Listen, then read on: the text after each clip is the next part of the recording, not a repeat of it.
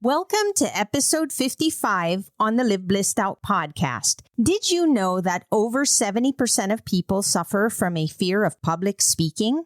Hello, action takers. Welcome to Live Blissed Out, a podcast where I have inspirational and informational conversations with business owners and subject matter experts to help us get the scoop and the lowdown on a variety of topics. Tired of hesitating or making decisions without having the big picture? Want to be in the know? Then this is the place to go. I'm your host, Marissa Houston, helping achieve bliss through awareness and action.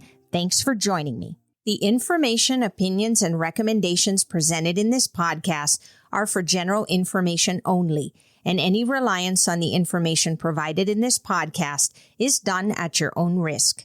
This podcast should not be considered professional advice. Joining me is Caterina Rando. She is a best-selling author, podcaster, and women's business mentor who passionately serves women on a mission. She shows women how to be loud and proud about the value they bring in order to serve more people and make their businesses thrive. Her books include Learn to Think Differently, released in over 13 countries in several languages, A Women's Guide to Starting a Giving Circle, and her latest book, The ABCs of Public Speaking, which quickly hit number 1 in 4 Amazon bestseller categories.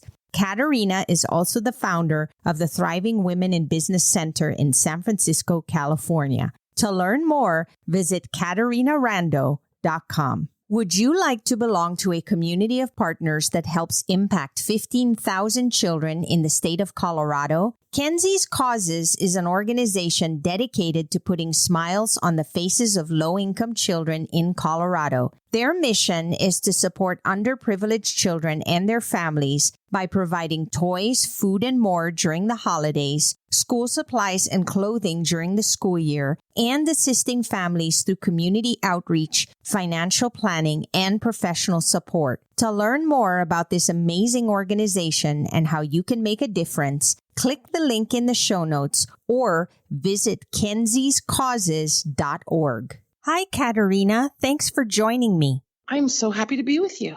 We're going to be discussing how to use speaking to gain instant clients. And you and I both know that fear is a major factor that prevents a lot of us from doing this speaking thing. For some reason, people want to avoid it altogether because they're afraid of many things. It could be that they're afraid of making a mistake or looking bad in front of an audience. And it's not one of those things that you can just erase. It's there and it's very real for a lot of people. I would like to start by defining what we mean when we say speaking and also breaking down the difference between live speaking or doing things online, because in today's world with the pandemic, we're also doing a lot of this online using the tools that are available. Could we start with that? Because I think our listeners need to understand exactly what we mean when we say speaking and perhaps talk about the differences between setting up engagements that are live versus online. Yes, I call the ones where you're in the same room with your audience. I call that live and in-person speaking.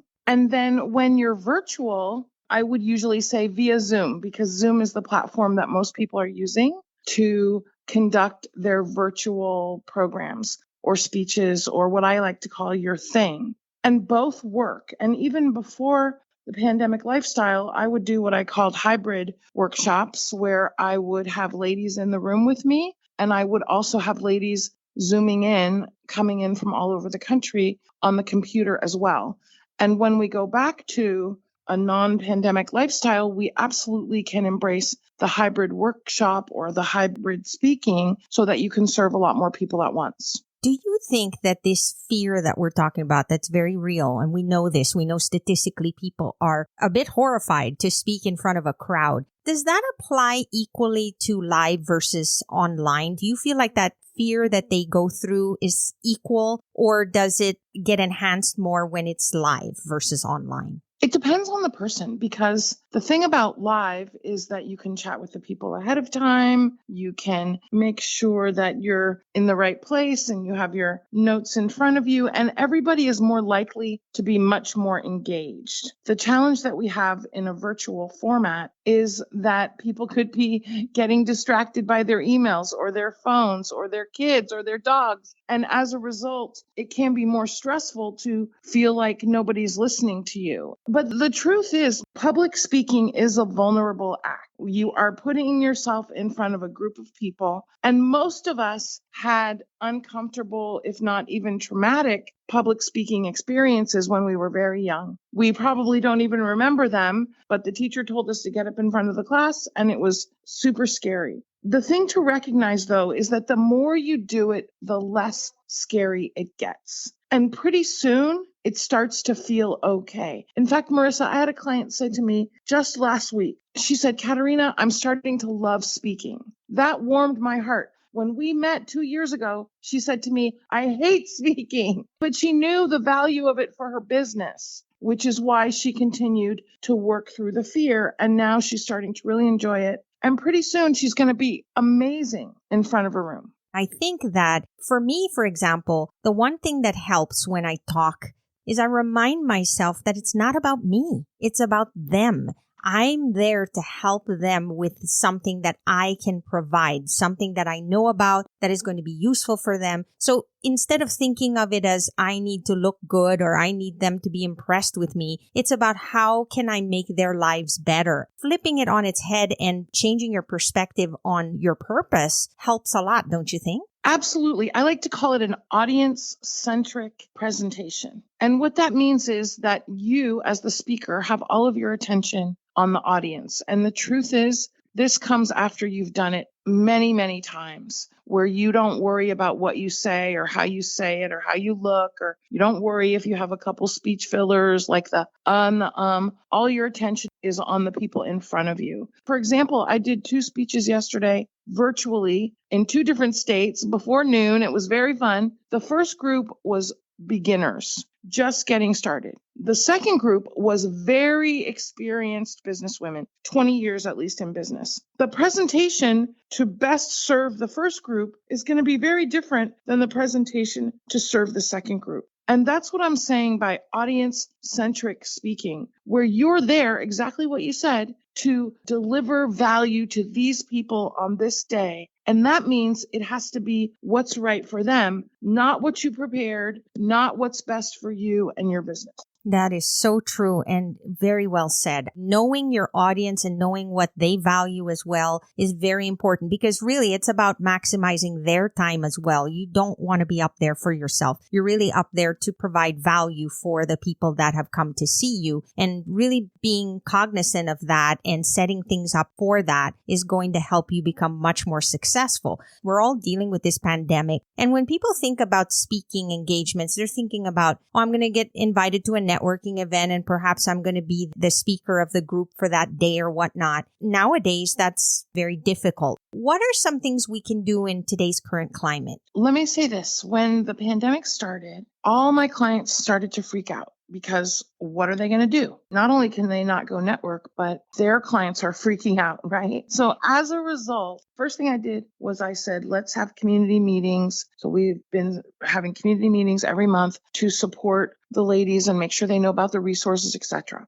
But here's the other thing I did. I told all of them to start immediately with having what I call your virtual thing. And your virtual thing is a 1-hour virtual event every week or every 2 weeks where you are only talking for 1 hour and you're inviting people to come and learn from you for 1 hour. And what this does is not only does it build Insta influence, it allows you to get Insta clients. And the other thing is it gives you something to always have to invite people to. For example, a lady messaged me on Facebook a couple of weeks ago. She sent me this picture of the page in a book that I had inscribed for her many years ago. Dear Joan, expect success, love Caterina. She said, thank you for all the inspiration. Now, I haven't seen her in 20 years. After I said thank you, I said, come to my thing. And I'm sharing that with you because a lot of people don't have a thing to invite people to. And as a result, they're trying to meet with all these people one-on-one. They're getting frustrated because it's taking a ton of time. But also, here's the guiding principle. Nobody buys from us until we have influence with them.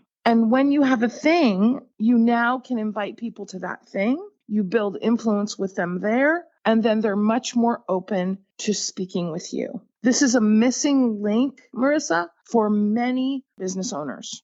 I totally agree with you, Caterina. As you said, if you were to have one of these things that you're going to do and you're not only providing value to your audience, but it's a group of people, there's social proof.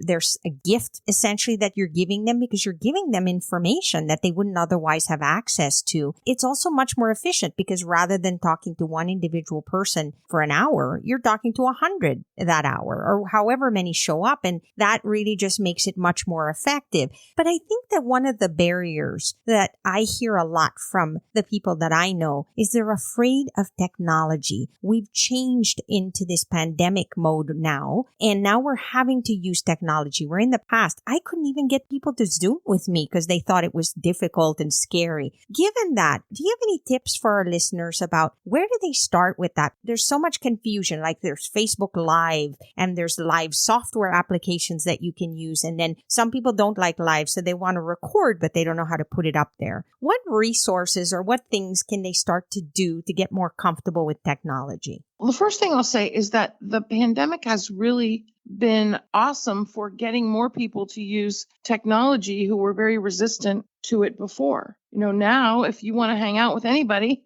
you better be able to figure out how to get on Zoom. The other thing is that unless your business is a techno business, it's not your job to be a techno expert. And it's okay to get some techno support. Now, I know how to post a video here, there, and other places, but I don't know how to do everything techno because that's not my job in my business. I have a team. And you might say, well, Caterina, yeah, because your business is bigger. Let's be very clear. There are only certain things that everyone should be doing in their business. Speaking, selling, serving, strategy, and self-care. Those are what we need to be doing in our business. We should not be the bookkeeper and the web designer and the graphic designer and the podcast editor, because then that is taking away from our speaking and our selling and our serving. Again, being very, very focused on that. All of us have to deal with a certain amount of time every day. And if we're taking time to do the things that don't provide us the maximum effect for what we're trying to achieve, then we're obviously not focusing on the right things. And here's why we're not focusing on the right things. Because unless your business is bookkeeping, you don't need to be a master bookkeeper. You need to know what's up with the books. And that's what a trusted bookkeeper partner is for. You don't need to be a master at web upgrading or web updating if that's not your business. And all of those activities are taking away from you getting more masterful at the thing that people pay you for, which is your serving. Or you need to get more masterful at the getting clients, which is the selling and the speaking. And one thing I'm going to say is marketing is nobody's job unless they are a marketer. This is very important because so many business owners are putting their attention on the wrong things because they're saying, well, yeah, but I don't have anybody to do that because I don't have the resources. Well, you don't have the resources because you're not taking any time for selling, because you're doing all the admin and all the marketing and all those things that are not the highest and best use of your time. Many people are going to agree with us. Others will decide not to do it. At the end of the day, that is really what needs to happen in order to achieve the success that we need in our businesses. The next thing that I hear a lot from people about speaking is they say, but I'm not a good speaker. I sound terrible. I'll be honest. When I decided to start the podcast, it was one of those things where I talked myself out of it. Nobody's going to like my voice. They don't like my accent, whatever your excuse is. And people feel that way about themselves when it comes to speaking. So what can we say to our listeners about that? Now, here's the thing about having your own business. When you have your own business, it is absolutely your earth school in personal and professional development. There is no better course that will develop you than having your own business, because you will absolutely have to address every fear and every limiting belief about yourself. You'll have to get over your inhibitions or you will never get clients. On the one hand, bing, bing, bing, it's awesome that having your own business will make you a more confident, amazing human being. The thing is that you have to recognize that your business is here to support you and teach you a few things. And the more we are willing to be uncomfortable in our business, the more successful we will be. Marissa, what you just said to me about your apprehension of starting your podcast. Now, I would have never known that. You're confident, you're articulate, you're professional. As a guest, you have everything dialed in that you sent ahead of time. I would never have known that. What I know now is that you were willing to be uncomfortable. And it's the same thing with speaking. The other thing to recognize is that your audience doesn't care that you're a perfect speaker or not. They care about what's in it for me. That's what they're there for. They're there to get value from you in whatever area you're talking about so that they can uplift their life or their business. And that's important to recognize. It is all about service. With anyone listening, if you're not willing to be uncomfortable in your business, then entrepreneurship is not for you, because it is uncomfortable every single day. There's a new level of uncomfortableness. Yesterday, I had a conversation with a lady that came to my workshop, and she asked me to talk to her and her husband about whether or not she could join the course. Now, here's the thing. Her husband wasn't at the workshop. I had no influence with him. We had a nice conversation, the whole thing. But then at the end, I recognized what I could have done better. And I realized this is another skill for me to develop, talking to the spouse. There's an endless amount of new things for us to learn and be uncomfortable with and get better at. And there's always twists and turns along the way. Like you said, things that you don't anticipate. And then you realize, my goodness, I didn't know that this was a thing. And now I've got to figure out how to address that thing so I can be better at doing what I do. And I think that's part of what makes it fun, right? Those uncomfortable things that we have to go through also makes us stronger. And it's very rewarding. I've been in business many, many years. I have never been bored. You will never, ever, ever hear me say I'm bored, because you know what? There's always some new avenue to explore. Like this whole pandemic thing caused us to look at everything and do everything different and pivot and change. And even though it was a little bit uncomfortable and maybe even scary, it definitely was challenging and invigorating when we got something right. And that is the beauty of entrepreneurship. Your business will allow you to explore all kinds of things. I want to say a little bit, Marissa, about the bliss of speaking. I've spoken to ladies from 87 countries. I've spoken in Holland and New Zealand and met people from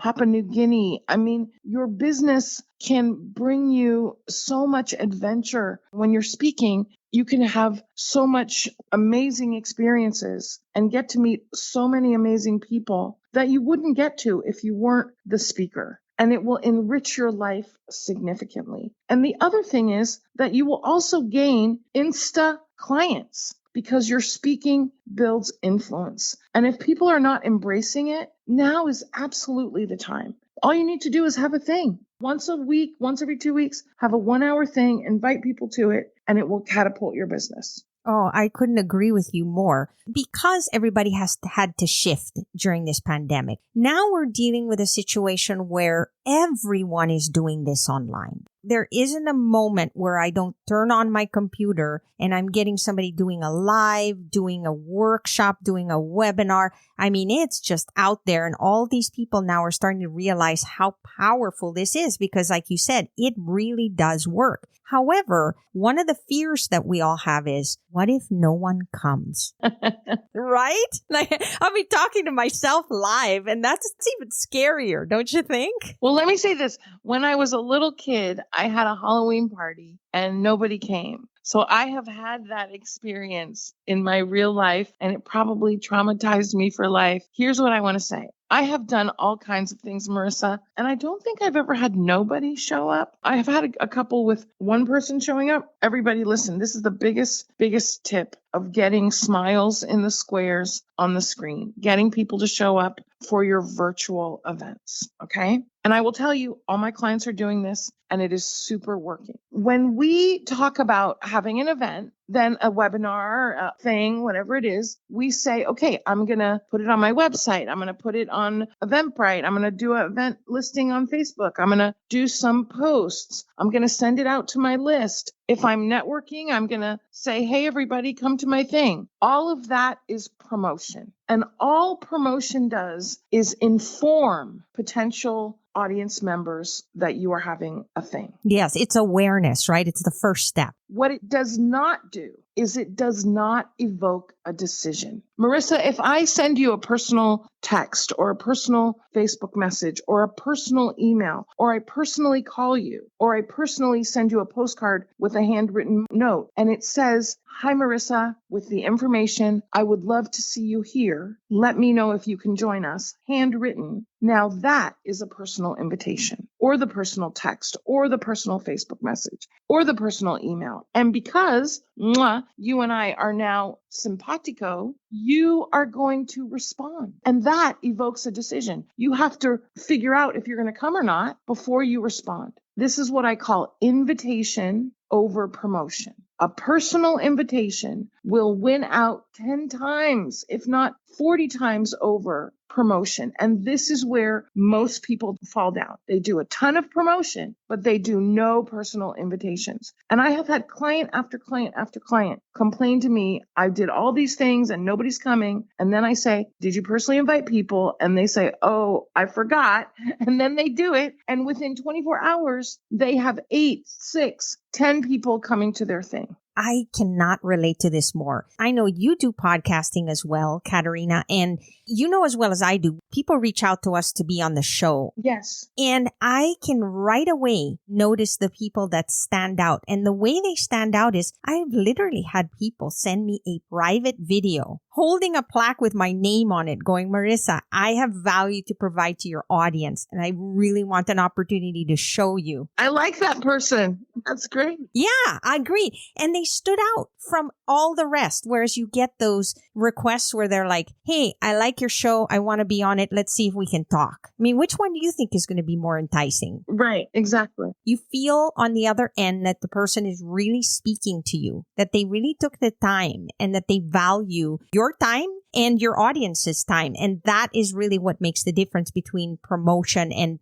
inviting somebody personally. Makes a huge difference. And so when you use this method, you will always forever know that you have people coming to your thing. Now, Marissa, I want to say one more thing about this, okay? There are actually 3 kinds of people that you want at your thing. Not only potential clients, which we think about, we also want clients or past clients. Past clients because we're warming them up again. Current clients because they're warming up the room for us. And the third category of people we want is we want influencers. Influencers are people that can book you for their podcast, that can book you for speaking, that have a big Facebook group that they could rave about you. They have a magazine, a blog that they could rave or feature you. They have a ton of Instagram followers. We want influencers also in our room. This is important because we don't just want to invite potential clients. We want to invite potential clients, past clients, current clients, and influencers. What you're saying is be strategic. Really think things through. Don't just put something out there and they will come.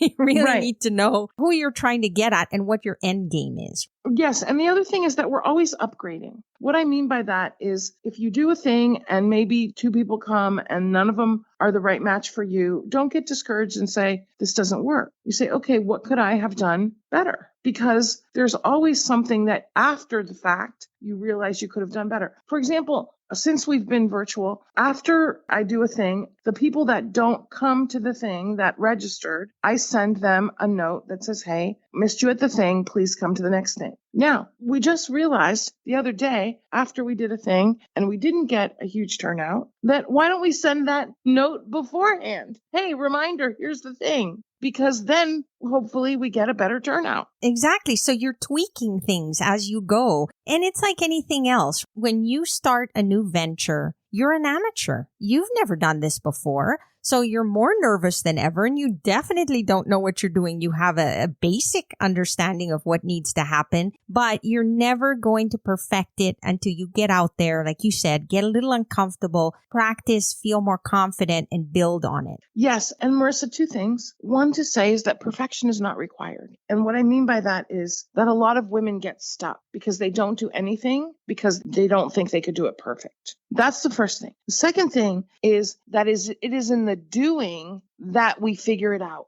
And this idea that, okay, I'm going to get ready to maybe think about whether or not I can get going is super ineffective. It is a myth that we have to get ready first. It is absolutely in the doing that we figure things out, that we learn how to do it, especially in business. And as long as we know that it's okay if it's not incredible and amazing, as long as it brings value, we can get going and then know that every time you do it, the better you're going to be. I mean, that's what Malcolm Gladwell says in his book Outliers, right? That it takes 10,000 hours. That is a very depresso number, 10,000. It is. But the beautiful thing to know is that every hour is 1 hour closer to mastery. That's right. I've seen this. I've seen this in myself. I've seen this in my clients. They just get started and boy, I can see they have a long way to go. And all they do is they keep doing their thing. And even with just barely a little instruction, they get better and better because of the experience that they're gaining every time they're willing to do it. And this whole idea of having a weekly thing or a bi-weekly thing is not only so you always have something to invite people to, but it's also so that you're consistently doing it, so that you're consistently getting better. Yes, you're getting closer to the 10,000 hours, books, workshops, all of these courses that we take. They're very helpful. Everybody loves them because they teach us things and they make us aware, but none of that matters. All that information will just sit in your head if you don't actually act on it. You have got to apply it. And these are general rules of thumb, right, Caterina? You're teaching somebody this is what worked for me, but their situation could be completely different. And in that case, they'll have to make adjustments. And how will they know? They won't know until they actually apply it. Right. So applied knowledge is very, very powerful and really is the only way that's going to get you to where you need to go. Yes. More than a few times over the years, I have had to say to clients, get out of the workshop and get to work. Because it is way easier to take another workshop than it is to do something you've never done before that you're scared to do. And this is important because it's the same thing for selling. Let me take a course on selling, or let me work on developing my course, or let me write 50 blogs rather than pick up the phone and talk to someone. It is very important that we realize that it is in the doing that we master what we've learned.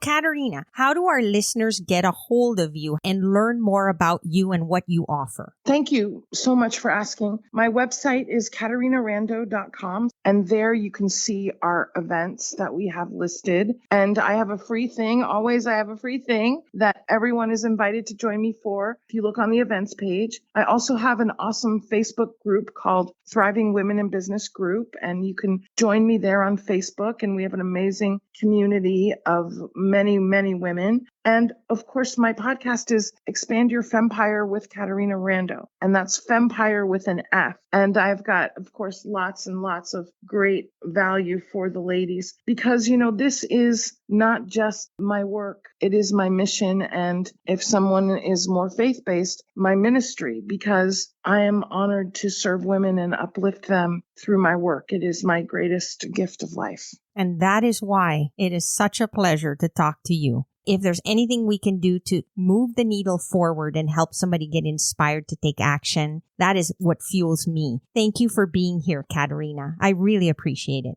Thank you. It's been my pleasure. That's all for this episode of Live Blissed Out. Thanks for listening, and thanks to Caterina Rando for being my guest. If you have a question or comment for a future episode, all you have to do is go to speakpipe.com/LBOVM or click the link in the show notes to leave a brief audio message. If you find value in our show, please visit liveblисsedout.com, to reach out, subscribe, and share on social media. This show is made possible through listeners like you. Thank you. So long for now, and remember to keep moving forward.